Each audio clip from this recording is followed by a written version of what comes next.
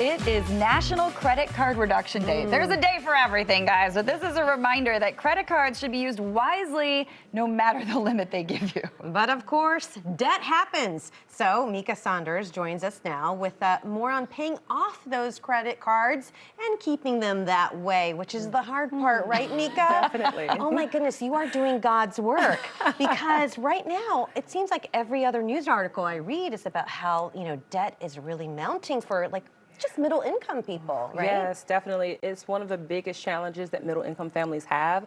And actually, experts say that we could be reaching nearly $1 trillion in credit card debt in the middle class income. That is crazy. Okay, so we got to talk tips. You forgot your big notebook. I know, wait. But the first tip, get to know your debt. Know which kinds of debt you have. Yeah. Definitely. I think that's important because we don't necessarily learn that in school, right? They don't teach us about debt and the types. And so just to keep it very simple, we teach all of the people that we teach about unsecured debt and secured debt, and also fixed and revolving debt, right? So secured debt is a type of debt that's secured by an asset, like your mortgage, right, or your auto loan. Unsecured is more like your credit cards, right? Okay. Those credit cards where it's not secured by anything. Fixed is more so like that mortgage again, and revolving is going to be like that credit card. So just understanding which categories they go into is very important. Wow, so you're even talking about categories. I thought, a lot of people, when you are in debt, you don't even want to face the debt, so you just don't look at it. You don't organize things, Yes. Don't follow that rule. Yeah, don't do that. You got to face up to it, you right? You have to face it, and because you have to do that because you have to come up with a game plan. And that's what we do with our clients, making sure that they understand a game plan has to be created.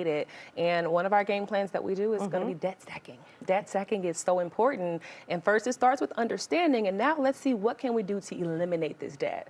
And so if you have a lot of credit card debt, it's important to get it in some kind of order so that you can have a target account first. Oh. We focus on having a target account, and Not we really, like Target. No. The Target card.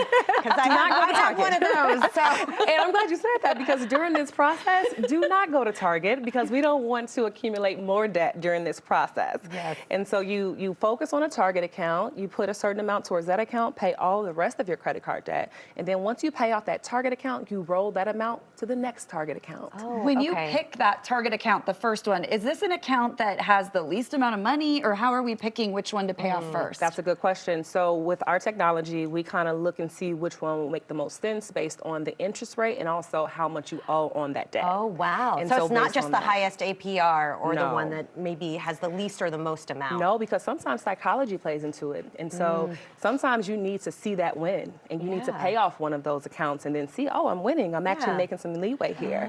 And then go to the next. And then we go down to until you don't have any target accounts left. And now you have that money that you've been paying off that debt, and now you can invest it. And I'm glad you mentioned psychology, because, debt it can create a shame cycle. It is out here. Debt is ruining people's lives. Look at Squid Games. People are trying to compete just to be able to live, to win some money. So, but you say it's important that you have to pay yourself first. You do. You have to pay yourself first. And a lot of times people think, well, I have debt, I have bills. How can I think about paying myself first?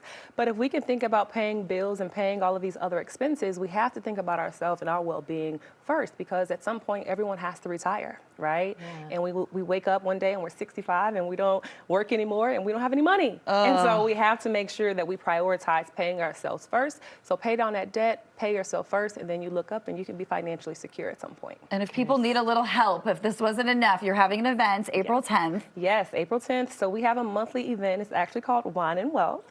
So Beautiful. we make it fun. We talk about debt. We talk about financial services, education. We actually give a lot of people in the community the opportunity to get licenses in this area so they can truly understand how financial services work and how to really have that literacy that they need. Mika, thank you so Yes, much. yes. For more tips on paying off and managing debt, head to that website there on your screen, and also livemore.net/Mika Saunders. Thank you so much. Yeah, thank you, Mika.